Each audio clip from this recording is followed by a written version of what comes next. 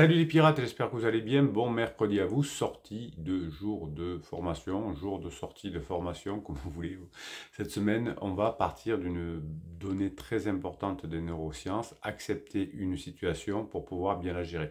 Tant qu'on ne gère pas bien une situation, on ne peut pas arriver à récupérer son conjoint. Et l'idée, c'est d'accepter où on en est aujourd'hui pour bien fonctionner. Notamment dans les coachings que l'on mène ensemble, souvent vous n'avez pas conscience que vous êtes en colère, que vous êtes en dépendance affective, que vous êtes frisé. Donc le but du coaching, c'est de vous le démontrer et de vous en faire prendre conscience. Souvent la colère que vous avez, vous n'avez pas conscience. Donc la métaphore, c'est que si vous voulez vous rendre dans la ville de Marseille et que vous pensez être à Paris, vous n'allez pas prendre la bonne route. Si vous êtes à Nantes par exemple, eh bien il faudra regarder sur une carte. Alors aujourd'hui évidemment il y a des GPS, mais il faudra regarder sur une carte à partir de Nantes, sinon on n'arrivera pas à avoir le bon chemin si on croit qu'on est à Paris. Donc dans cette formation qui sort cette semaine et dont on parlera vendredi à 19h dans le live également, vous aurez sur le live sur YouTube, vous aurez toutes les informations pour accepter une situation et surtout faire ce qu'il faut pour y remédier.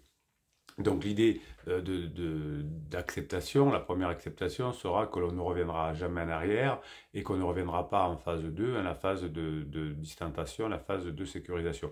Heureusement parce qu'elle était un peu tard. Votre conjoint va s'épuiser sur la fin de sa crise parce qu'il veut retourner en arrière pour paraître plus jeune, pour revivre des situations qu'il n'a pas eu le temps de voir. Mais la nature est ainsi faite que si en hiver on veut changer de saison, on va aller vers le printemps. On ne va jamais revenir vers l'automne, ça n'existe pas.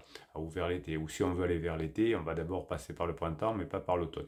Donc vous voyez qu'on peut renaître d'une situation de couple, mais il va falloir aller dans le bon sens. Et dans cette formation sur l'acceptation, évidemment, je vous explique comment on fonctionne dans ce domaine-là, et ça va vous aider, évidemment, comme d'habitude, à accepter beaucoup de situations dans votre vie de tous les jours, dans votre travail, etc. L'acceptation, c'est la clé du succès dans toute relation, avec vos enfants, avec votre couple, avec vos clients, avec votre patron, avec vos patients, etc. Donc finalement, l'important, c'est de se sentir vraiment accepté pour ce que l'on est. Si on veut nous changer en permanence, eh bien ça va commencer à nous fatiguer.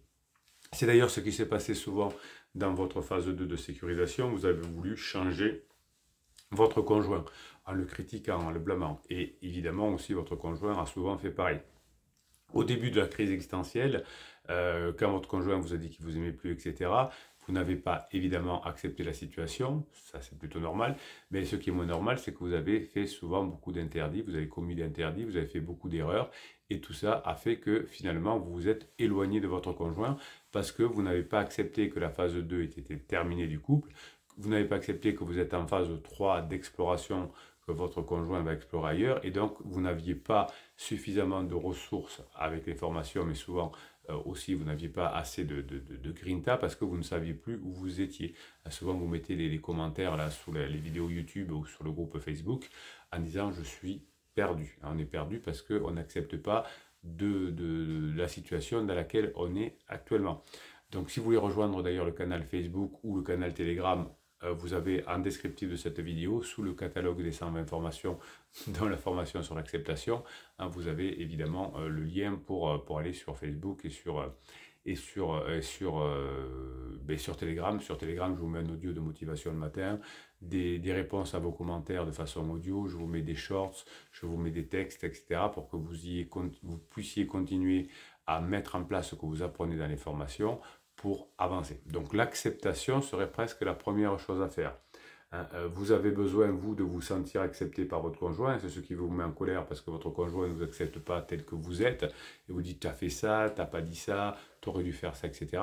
Et ça vous fait souffrir. Eh bien, c'est pareil pour votre conjoint. Tant que vous n'acceptez pas qu'il est passé en phase 3 de votre couple et qu'il est en crise existentielle, mais que toutes les crises existentielles se terminent et que les relations pansement, les lunes de miel de relations pansement se terminent, si en tout cas vous faites ce qu'il faut, vous récupérez votre conjoint. Ce qu'il faut, c'est planter des petites graines pendant la crise existentielle pour retrouver son conjoint à la fin de la crise existentielle. eh bien, tout le monde a envie de se sentir accepté. Donc le fait de refaire vivre des bons moments à votre conjoint va faire que finalement, la situation qui s'était détériorée au fur et à mesure, finalement, qui ne s'était pas bien passée, va maintenant bien se passer. Alors évidemment, vous aurez les traditionnels, c'est trop tard, hein, fallait le faire avant, maintenant je t'aime plus, maintenant c'est fini, je reviendrai jamais. Évidemment, si vous faites ce qu'il faut sur le long terme, la personne revient parce que c'est dans son intérêt. Le pansement est tout pourri, on a des problèmes financiers et on a un conjoint qui a changé et qui est revenu au top. Donc effectivement, on revient vers ce conjoint. Parfois, il y a des coachs qui vous expliquent ou des psys qui vous expliquent qu'il ne faut pas revenir pour les mauvaises raisons. Toutes les raisons sont bonnes, à condition que l'on repasse des bons moments ensemble, évidemment. Si on revient juste pour de l'argent, mais que vous n'avez pas changé, vous n'y arriverez pas. L'erreur que font des personnes qui écoutent des mauvais conseils comme les silences radio, les lettres magiques, bon, déjà ça marche très très peu souvent, mais quand par hasard ça marche, que la personne revient à la suite d'un silence radio, il y a une séparation ensuite beaucoup plus violente, parce que la personne est revenue, parce que voilà, il y avait des peurs, des choses comme ça. Ok, mais comme on n'a pas changé, qu'on repasse pas des bons moments ensemble, il y a un petit semblant d'amélioration, une espèce de rebond, et après, la séparation est beaucoup plus violente et beaucoup plus définitive, puisqu'on a dit, tu as vu, on a essayé de se remettre ensemble, tu n'as pas changé, donc on se sépare. Il faut du temps hein, pour changer et pour se régaler, donc ça ne va pas se passer par un simple silence radio, puisque de toute façon, il va falloir planter les petites graines au fur et à mesure de la crise du conjoint, ce qu'on ne peut pas faire pendant le silence radio, évidemment. Donc vous allez retrouver votre conjoint à condition que vous acceptiez aujourd'hui où vous en êtes, et l'acceptation est la clé, c'est-à-dire que vous allez aussi accepter toutes les parties de vous-même, ma colère, ma survie, le fait que j'ai jamais bossé sur moi, le fait que j'ai jamais pris le temps de savoir comment fonctionnait un couple, le fait de ne pas m'être amélioré dans les relations, et vous allez aussi être capable d'accepter toutes les parties de votre partenaire. Aujourd'hui, les besoins de votre partenaire ont changé. C'était peut-être la sécurisation il y a quelques mois. Aujourd'hui, c'est la phase d'exploration. Ensuite, ce sera la phase d'intimité, de grande intimité. Donc, il faut passer cette exploration. Donc, il faut accepter que votre conjoint ait des besoins qui ont changé. Donc, quand on est dans une phase d'exploration, dans une phase où on veut plus de sécurisation, on veut de l'aventure, si vous êtes lourd en expliquant que vous êtes gentil, que vous avez construit une maison et que ce sera dur financièrement si vous vous séparez, vous n'avez rien compris. Parce que vous ne répondez pas aux besoins de votre conjoint. Il faut accepter que les besoins de votre conjoint changent, comme vos besoins aussi ont changé. Pendant la phase de sécurisation, vous n'aviez pas trop envie de séduire votre conjoint, vous étiez pris par votre travail, par construire une maison et élever les enfants. Vous aviez ces besoins-là. Aujourd'hui, vos besoins vous aussi ont changé. Vous avez besoin de sauver votre couple, de récupérer votre conjoint en crise. Donc vous avez bien compris que vos besoins ont changé, ceux de votre conjoint aussi. Si votre conjoint aujourd'hui s'éloigne de vous, ça ne répondra pas à vos besoins. Donc vous allez faire ce qu'il faut pour répondre aux besoins de votre conjoint. Vous avez une formation qui s'appelle Comment répondre aux besoins de son conjoint, déjà les trouver. Et ensuite, ça va vous permettre d'accepter la situation et d'y répondre. Donc si vous voulez changer la relation avec votre conjoint, si vous voulez sortir du mode bébé pirate, si vous voulez cesser de commettre des interdits comme les silences radio, comme les je pleure, comme les lettres magiques, etc., comme les films Moi je te suis, vous allez accepter la situation, arrêter de vous juger vous-même, hein, dire c'est pas normal avec tout ce que j'ai fait pour lui, pour elle, etc. Arrêtez de juger aussi la personne qui est en crise. Évidemment, quand je vous dis arrêtez de vous juger, c'est pourquoi j'étais aussi nul, pourquoi j'arrive pas, c'est sa faute à elle, etc. C'est sa faute à lui. Donc, faut accepter aussi qu'à un moment donné, vous êtes trompé, que vous êtes positionné dans un système de victime. Vous avez une formation qui vous explique comment sortir de la victimisation, qui s'appelle l'auto-victimisation. Et ça, c'est un interdit profond. Quand vous vous considérez comme une victime face à votre conjoint qui est en crise et qui est en phase d'exploration, vous vous éloignez. Parce que votre conjoint aussi pense qu'elle est la victime, qu'il est la victime. Parce qu'il y a 3 ans, tu as dit ça, parce que tu ne m'as pas calculé pendant que tu construisais la maison, etc. Votre conjoint est un victime. Et si vous êtes victime face à victime, c'est la fin du couple. Il faut qu'il y en ait un des deux et vous, pirate, ça va être vous qui allez faire ça, qui allez sortir de ce mode d'auto-victimisation. vous voyez, vous, les pirates avancés, les bébés pirates qui arrivent dans cette Team Family, qui écrivent en descriptif de cette vidéo qu'ils sont des victimes. Elle a fait ça, il a dit ça, et il a présenté les enfants à pansement, gna gna gna gna gna gna. Tout ça fait que vous vous comportez en victime, et si vous vous comportez en victime, c'est pas que c'est mal, mais vous n'arriverez pas à récupérer votre conjoint. C'est pas possible. Quand on veut sortir du mode de victime, il faut accepter déjà qu'on se considère comme une victime et ensuite faire le travail qu'il faut pour s'en sortir.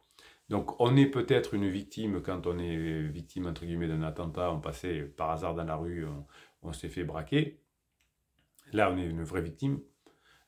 Parce qu'à part qu'on n'avait rien à faire là à ce moment-là, mais bon, on passait à ce moment-là. Évidemment, si déjà on était dans un quartier chaud, au milieu de la drogue, la nuit, bon, on pourrait se dire pourquoi je suis allé là-bas. Bon, mais si on se fait agresser, on n'a rien à être victime. Dans une relation de couple, on a une part de responsabilité. Et à partir du moment où vous vous comportez comme victime, ça veut dire que vous n'acceptez pas la situation. Et comme vous ne partez pas du bon endroit, vous n'allez pas réussir à y arriver. Donc ce qui est très important pour accepter une situation, c'est de sortir de cette victimisation et d'accepter que finalement personne n'est parfait. Surtout pas les capitaines. Les capitaines, ils commettent des erreurs comme tout le monde.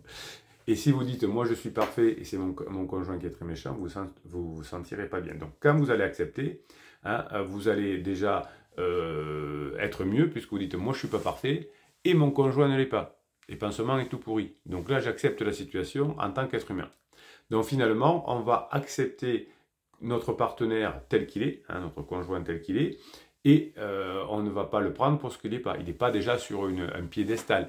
Hein, c'est pas quelqu'un qui est exceptionnel, qui sait ce qu'il veut, qui a confiance en lui. Non, quand on est en crise, on est tout pourri, on est obligé de faire semblant, en tout cas au début de la phase d'alarme, de savoir ce qu'on veut, de je ne changerai jamais, je suis mieux que Madame Irma, je connais l'avenir, enfin oui, ces bêtises-là. Donc, et on finit épuisé. Donc vous savez que votre conjoint va finir épuisé, donc il faut accepter la situation telle qu'elle est.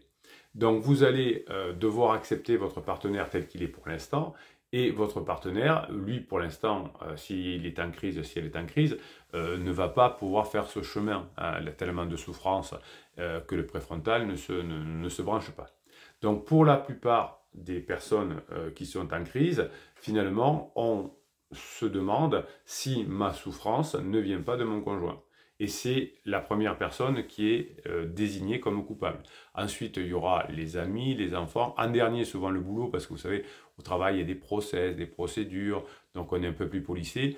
Mais à la fin, hein, souvent quand on fait un coaching, vous dites non mais ça va bien à son travail.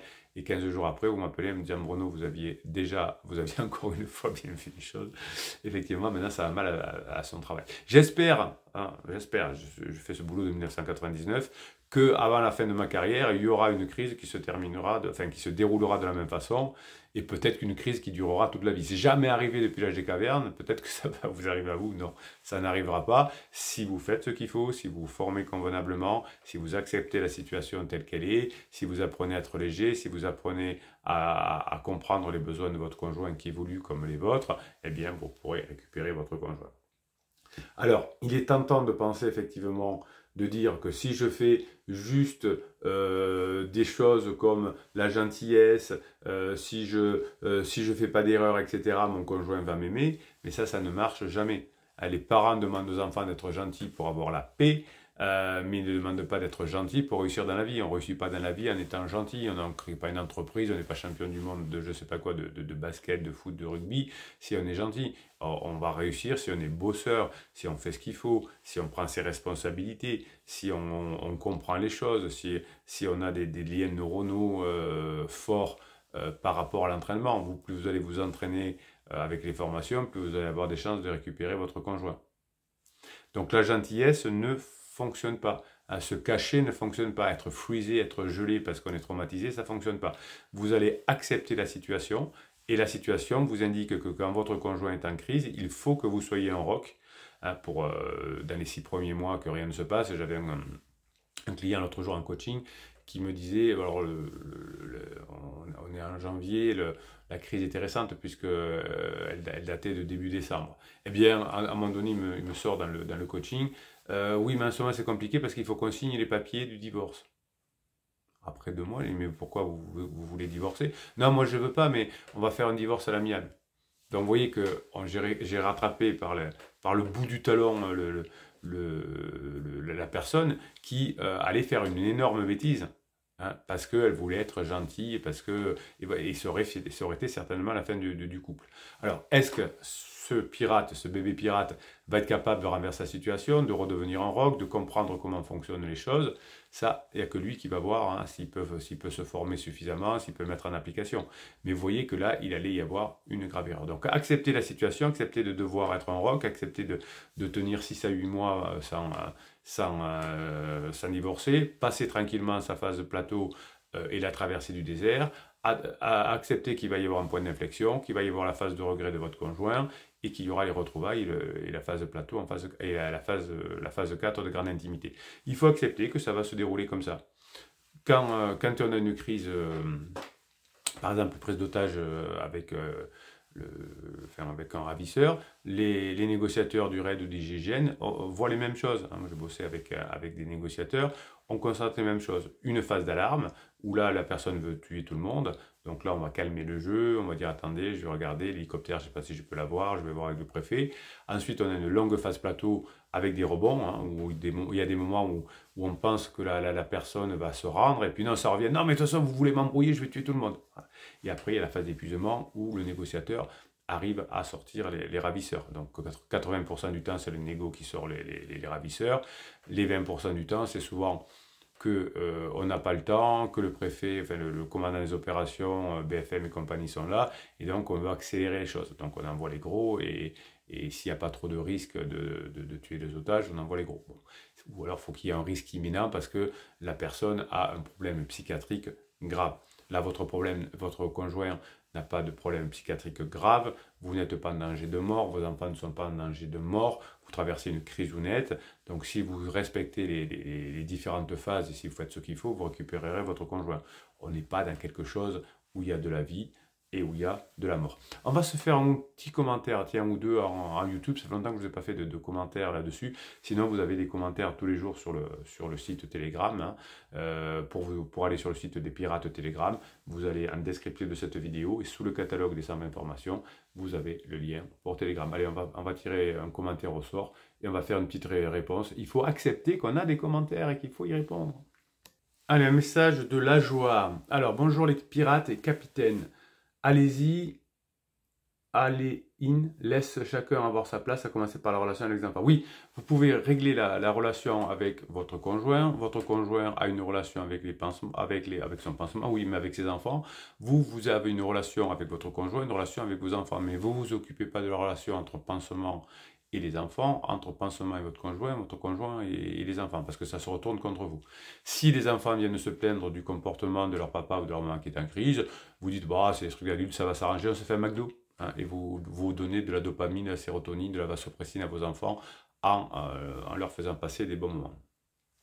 Quant au statut de super aidant, oui, je vous ai fait une formation sur le statut de super aidant, elle vous a beaucoup plu. C'est une mauvaise habitude qui remonte à bien loin pour moi, mais depuis la crise, comme mon criseux était d'une indifférence totale, cela remet l'église au centre du village et puis cela menait à faire des demandes et c'est vraiment trop cool, énergie, empathie. Oui, vous avez appris à remplacer la joie, les blâmes par les demandes. Tu m'aides jamais en disant tu peux me faire ça parce que tu le fais beaucoup mieux que moi. Enfin, évidemment, vous êtes plus malin que ça, etc. Le blâme n'existe pas hein, dans le couple, enfin en tout cas dans la phase de sécurisation, vous êtes éloigné parce qu'il y avait beaucoup de blâme. Maintenant c'est fini, il y a des demandes, il y a des rires, il y a des joies. Si votre conjoint ne vous répond plus au téléphone, c'est que vous avez été trop lourd à un moment donné. Donc vous allez remettre de la légèreté, vous allez lui demander un service léger, vous allez lui demander un conseil et vous allez pouvoir valoriser et c'est reparti. Dites-vous bien que vous avez votre part de responsabilité et souvent on étudie ça en coaching, on voit ça, c'est que vous avez été tellement agressant sans le vouloir parce que vous vouliez récupérer votre conjoint qu'il n'a pas su faire autrement, elle n'a pas su faire autrement que de fuir Voilà, mais vous maintenant, vous êtes des vrais pirates, vous avez les formations à votre disposition, vous acceptez la situation, vous acceptez tout ce que vous avez à faire. La première phase d'être un roc, ensuite de savoir gérer la phase plateau, de savoir gérer les rebonds, de savoir jouer les fenêtres de regret, d'apprendre les secrets des pirates qui y sont arrivés. Eh bien ça, c'est votre taf, c'est votre boulot et vous allez arriver à le faire parce que vous avez compris que vous récupérerez votre conjoint si vous récupérez des informations. Je vous rappelle que dans les vidéos, dans les lives, dans les textes que je vous écris, je vous explique pourquoi et j'ai besoin de temps dans les formations, 2h30 dans chaque formation, pour vous expliquer le comment on s'en sort, comment on accepte la situation et comment on se sort de la situation une fois qu'on a accepté. J'avais besoin de 2h30 de formation sur le format audio par fichier de 10 à 15 minutes. Vous les écoutez, vous réécoutez chacun des audios, des fichiers qui vous plairont plus que d'autres. Allez-y, écoutez, réécoutez, et jusqu'à ce que ça fasse des liens neuronaux forts pour que ça devienne automatique.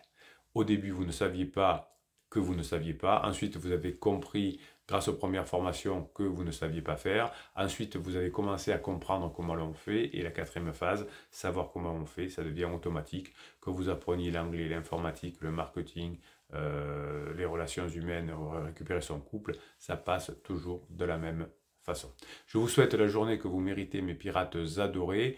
On se retrouve donc de l'autre côté pour la formation que vous trouvez en descriptif de cette vidéo. On se retrouve demain matin à 7h pour une nouvelle vidéo. On se retrouve dans la journée sur Telegram pour des textes et pour des shorts. Et on se retrouvera vendredi à 18h aussi pour le live. Passez la journée le mercredi que vous méritez.